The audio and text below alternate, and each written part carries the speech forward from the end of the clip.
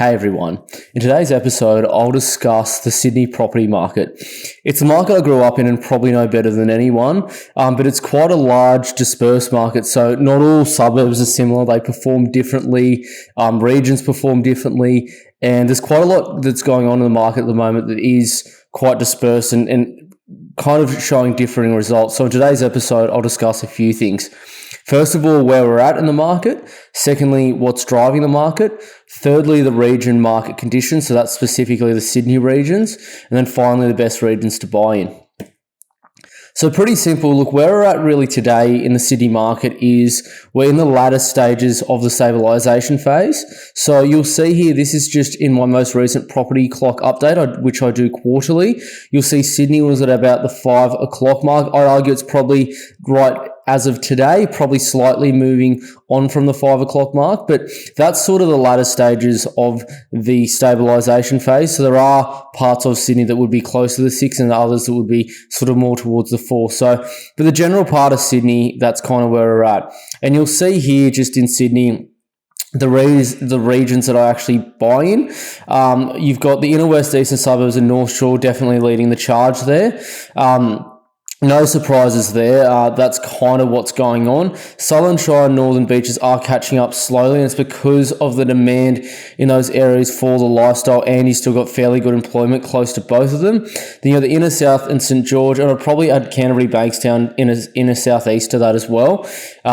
Just lagging a little bit further behind there, but that's basically where the Sydney market is at as of today.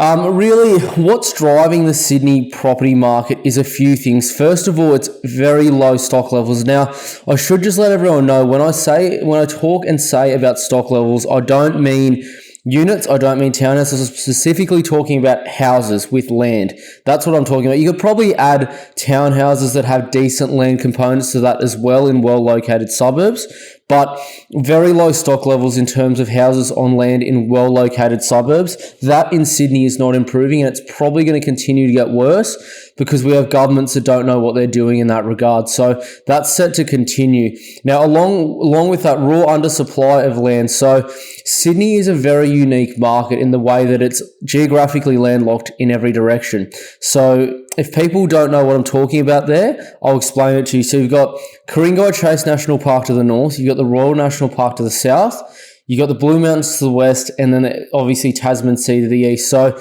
there's no more land that can be built in Sydney. There's literally only pretty much out towards Warragamba Dam and then sort of towards the Southern Highlands and then just sort of towards the Hawkesbury out that way, Richmond way. That's really the only part where the land is actually left. Everywhere else is already built. So it's probably 15 to 20 years supply worth of land out that way, don't get me wrong. But the minute it is gone, there will be nothing more. So that's what's happening in Sydney, and that's why everywhere where you can see basically a train line, there's just apartments everywhere around it. It's because there's so little land around there. And because of that, major infrastructure is driving a lot of the Sydney market. So if you look at especially the transport corridors in terms of major infrastructure and even the new airport, even the new, should I say, job precincts popping up in a lot of the inner suburbs of Sydney, that's driving a lot of demand as well. So I mean, I'll give you a good example. Like Burwood is a suburb that probably, obviously it's a part of the transport orientated plan, but Transport for New South Wales, for example, have a major office in Burwood. I've met people who work for their Transport for New South Wales in Burwood who are, I'd say, almost C-suites for the actual, should I say, government organisation.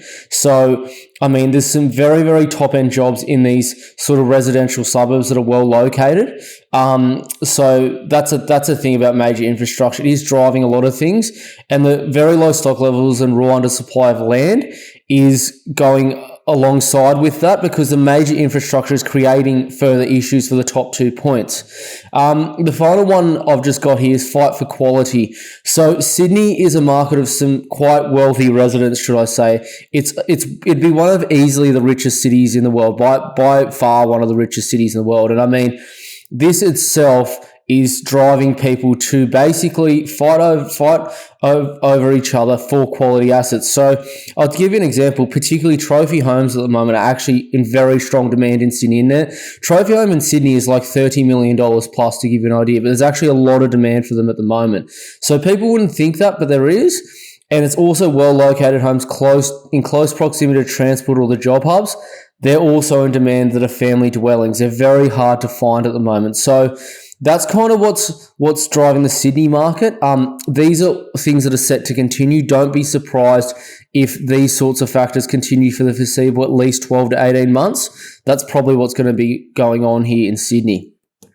Let's get into some of the regions of Sydney. So first things first, let's get into the eastern suburbs of Sydney. So now, I mentioned just before the strong demand for trophy homes. There's no surprise that a trophy home here is $30 million and there's a lot of demand for them.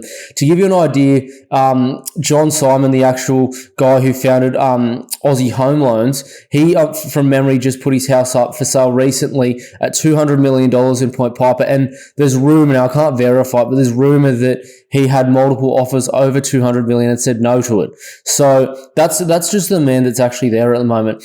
Rental shortages by coastal suburbs becoming more prevalent, strong demand from developers in new pockets, and raw land supply becoming more difficult to come by. So if everyone didn't see, there was a video in Bronte of, it looked like about at least 100 people lined up for a two-bedder place to be rented. That is very common in the warmer months of Sydney. So anytime basically, if you line up the daylight savings months of Sydney, anywhere near the beach or lifestyle areas, particularly near the water, generally is very strong in demand. So that's continuing. It's continuing because we just don't have enough supply in the places people want to live.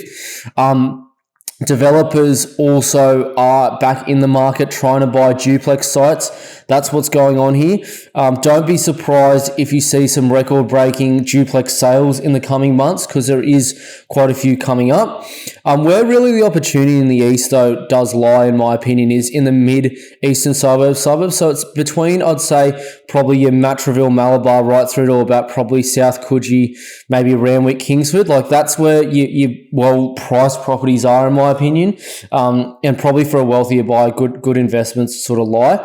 There've been very strong results in Vaucluse and Randwick. So Vaucluse had one sell for around 60 mil recently.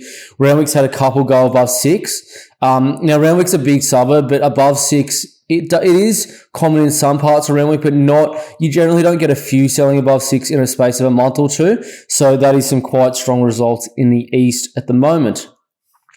Let's get into the lower North Shore. Should I say the North Shore itself? But I'm really talking about the lower North Shore because I do mean the upper as well, but lower is better. At the moment, it's a fairly even market, to be straight. Some pockets are strong, others are weak, which is interesting. In saying that, you've got bargains in some great suburbs, but then larger trophy homes at the same time are selling well. What I'd say here is strong demand to close to prestigious private schools. So there's quite a few private schools in the lower North Shore.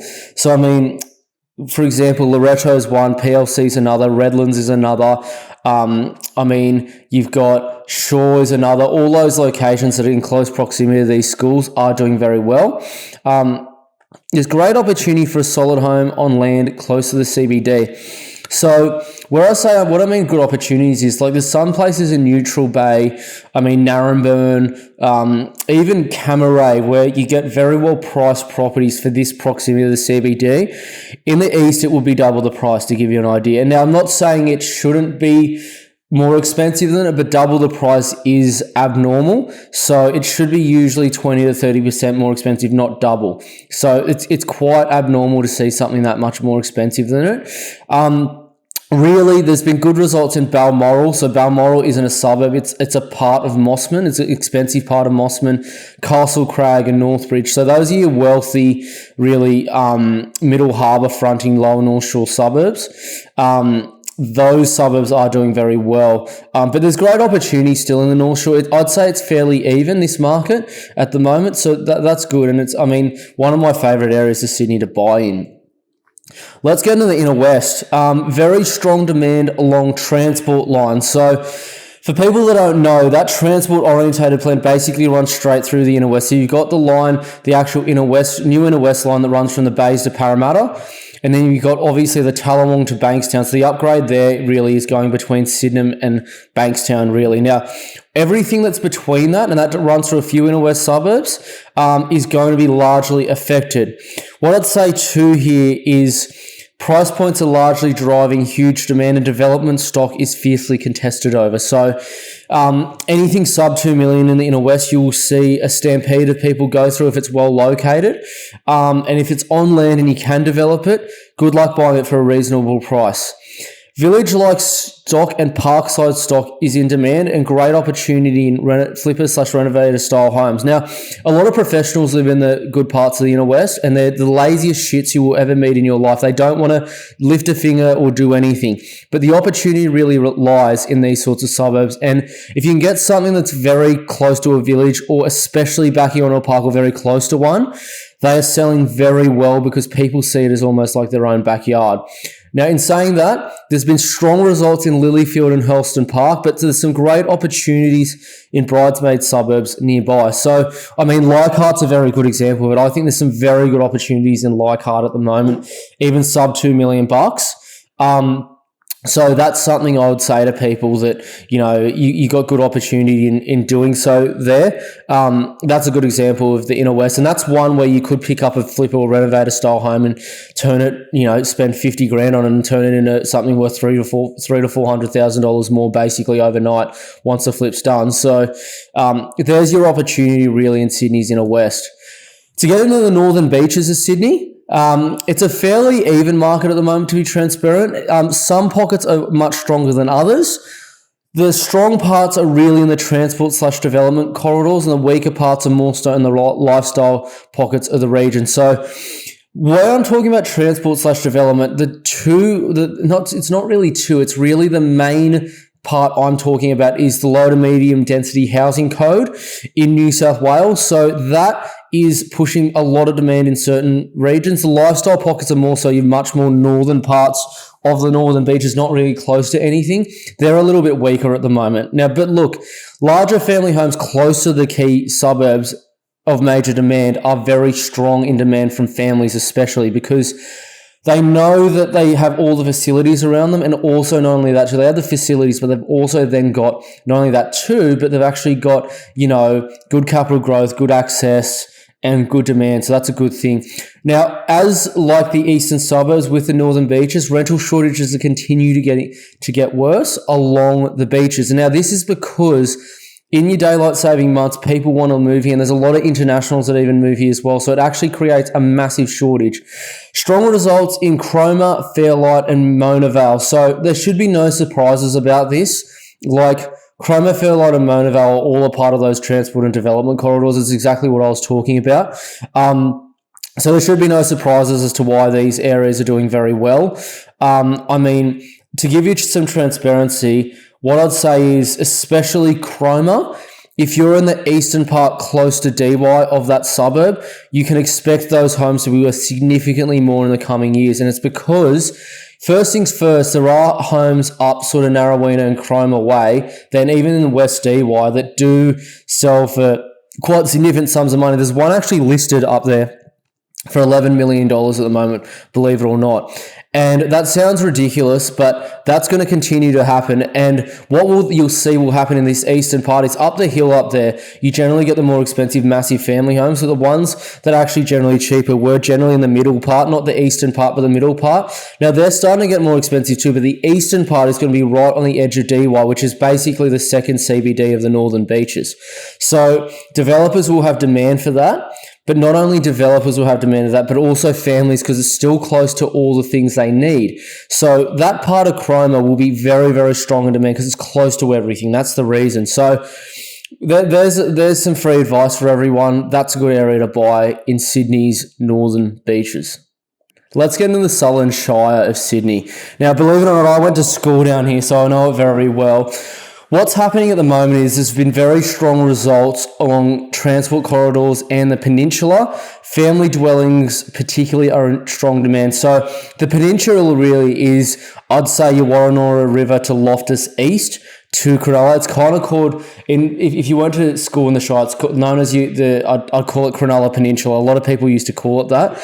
So that's where it is. And there's still good opportunity in family dwellings and waterfront places. And believe it or not, it's actually one of the few locations where you can still pick up something sub 1.5 million. So with that first home buyers 5% deposit scheme in Sydney. Now, mind you, because of that, there's very strong demand at the price point. Now, to give you an idea, especially from Caringbah through to Sutherland, there's some very good places on like 400-500 meters squared plus here that are really, really good family locations that are still being picked up. I mean, under 1.5 is very hard to do, mind you. There are still some, but you have to do work to them. But there's fierce competition. But even 1.7 does get you a decent place there. So, I mean, very good for something like that. It's very, very good location to do things like that. So that's probably the last location I'd say in Sydney where you can bank a larger than average lot really within 20 minutes or so of the beaches. So that's something about the Sutherland Shire. Like, it's probably known as the Patriot capital of Australia, proudly I'd say. But I mean, really, it's probably the last location in Sydney that you can still pick up a reasonably priced property.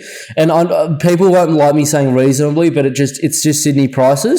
That's really close to the beach and has quite a good lifestyle and good transport. It's pretty much the only location where you have that now. But lately, look, there's been strong results as well in Gymea, Kangaroo Point and Woolooware. So this should be no surprise. These are all areas in great demand. No one really wants to sell their home because they know that it's just worth so much, and there's a lot of developers coming in trying to build duplexes here, and that stock is particularly in demand as well. So that's the Sutherland Shire. Let's get into the inner south / St. George. So where that is really, I'm kind of talking about pretty much I'd say start of the Cooks River south, pretty much out to probably, I'd say, Oatley, Lugano, Saltpan Creek, that kind of area, and the Botany sort of side of things. That's kind of inner south St. George. So strong results along transport corridor / waterfront suburbs. There's been particularly strong demand in family-style dwellings, and developers are back in the market from Hurstville to Walleye Creek. So this area has some genuinely affordable waterfronts, like around 3 million or so. It sounds crazy, but you can buy some around that price. So that's in demand, and the train line as well has the transport-orientated plan affecting many of these stations. Developers are back as well in the Hurstville to Walleye Creek, and that's the reason why. But this area really, there's some suburbs here that I'd say would be comparable to some parts of probably Sydney's Lower North Shore, just less established. And they're like half the price of them. So that's why there's great demand for these areas. Now, there's some very large sales occurring fronting the Georges River. So there's been quite expensive sales, particularly in Connells Point, Cogra Bay, Sans Souci, those sorts of suburbs, even Hurstville Grove, and you'll see just there, strong results in Hurstville Grove and Rockdale. Hurstville Grove, it's the waterfront precinct. It's a very small precinct there. Some very strong sales going down sort of that way. And Rockdale, it's because of developers buying it. It is a part of the transport-orientated plan, and there's units up everywhere. When I was going to school I used to catch the bus, believe it or not, through Rockdale and Cogra sometimes.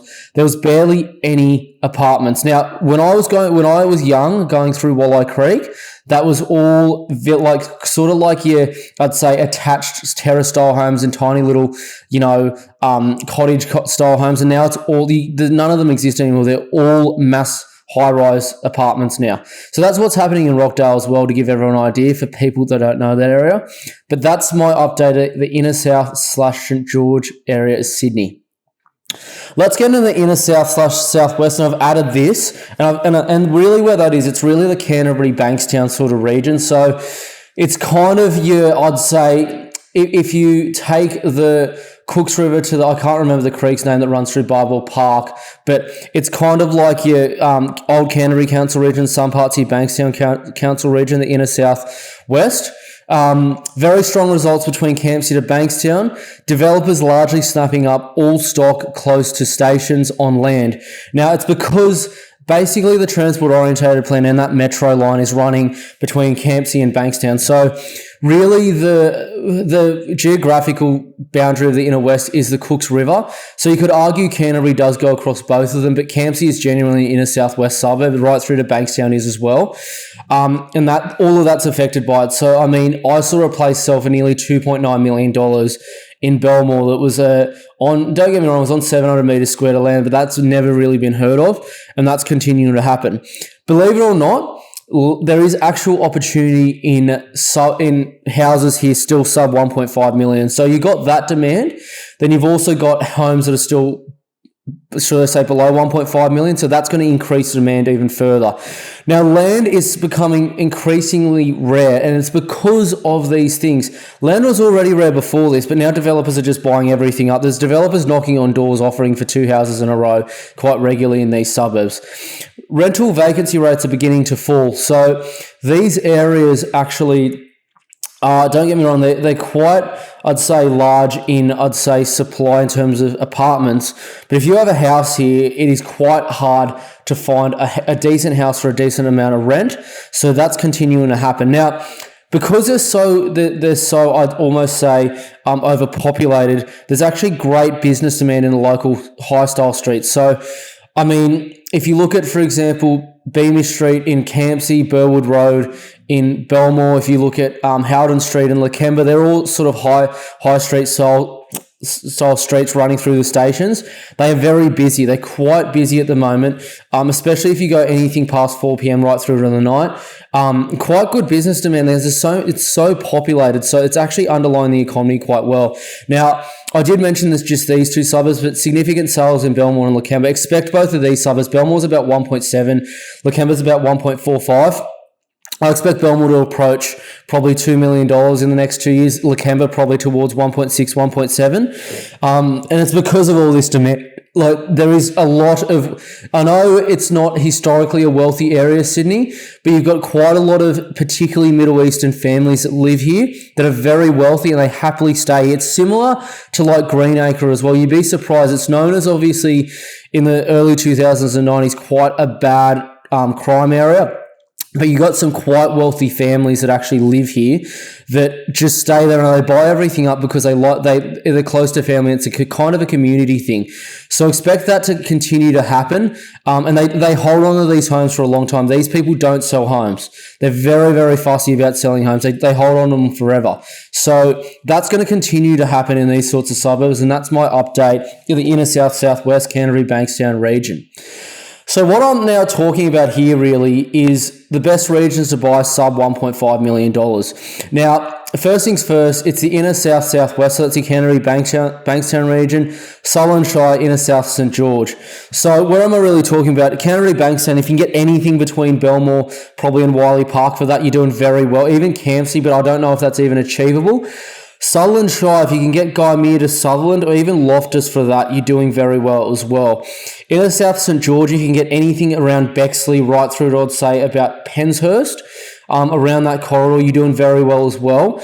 If you can get closer, even in maybe like Banksia or somewhere like that, or Arncliffe, you're doing extremely well as well.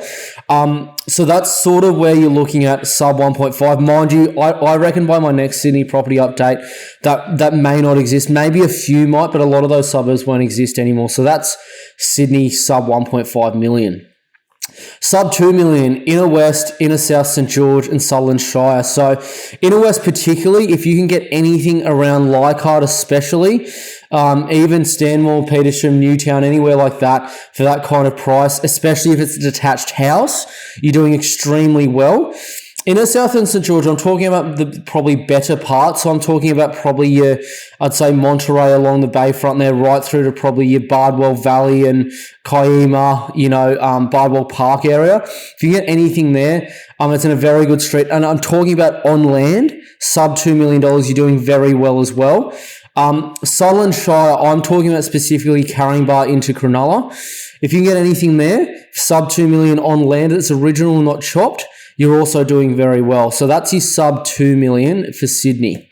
Sub 3 million, Eastern Suburbs, Northern Beaches, North Shore. So let me start at a lower price point. Northern Beaches, if you can get anything around, especially Cromer, Narrowena, the eastern side of both of them towards DY, close to the boundary of DY. Anywhere, especially in like probably even North Manly is another good example. Sub and around 2.5 million, even less than that's very good. Sub 3 million, if you can get something in North Curl, DY, you're doing very well there as well.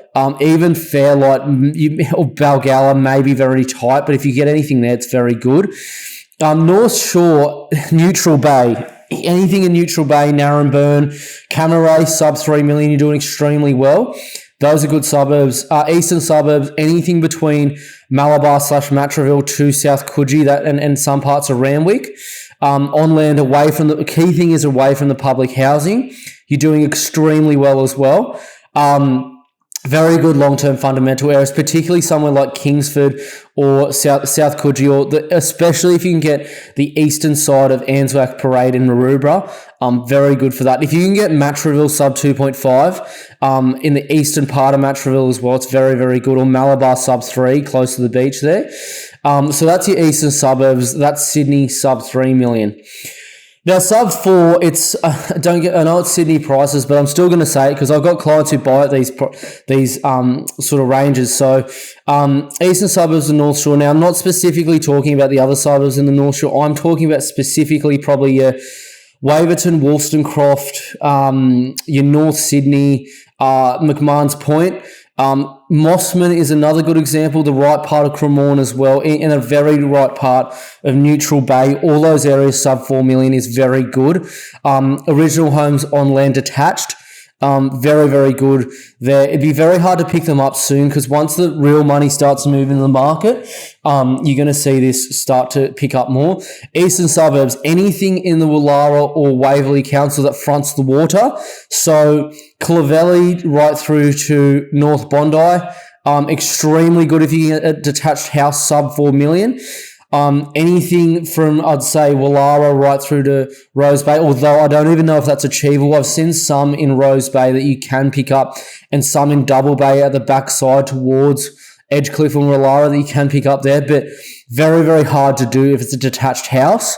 But that's my best picks for sub $4 million. So that's basically my summary of where you should be buying in Sydney for different price points. I'm sorry if you don't have that money. Buy elsewhere. Check out my other videos. They just don't perform as well as other areas elsewhere for sub 1.5 million. So that's my summary for the Sydney market. And look, if you're someone who's looking to buy in Sydney for any of these budgets mentioned or any of these regions, and you're looking to invest in the market, or should I say buy a home to live in, and you want the best bang for buck, I strongly suggest you reach out via www.compoundinvest.com.au/inquire. Look, what happens here is you basically book a time in with me through email, and you go to my website. It slots in a time, and it blocks out a half an hour slot for both of our calendars via email. And I give you a phone call, so I'll give you a call on your mobile number. You'll tell me basically what you want to do and what your goals are. I'll give you some options when we formulate a strategy from there and get the purchase done. Now, even if you're someone who's a little bit, should I say, on the fence about it, might be in 3 to 6 months' time, or you might have reservations about buyer's agents, I strongly still suggest you reach out because you'll know how much I know about straight away how much I know about these markets and how much I care. Not only that as well, what I'd say is the strategy is more important than the purchase itself. I can't tell you how many people that I've spoken to that have bought somewhere in Sydney that has said, after the purchase, do you think this is a good purchase? And I have to tell them no because of X, Y, and Z. And then they get upset about it, but it's like, well, you should have thought about this before you made the move first. So I can't tell you how important the strategy is itself. So again, www.compoundinvest.com.au/inquire. Look, I thank everyone for watching, and I look forward to seeing you all in the next one. Thanks, guys.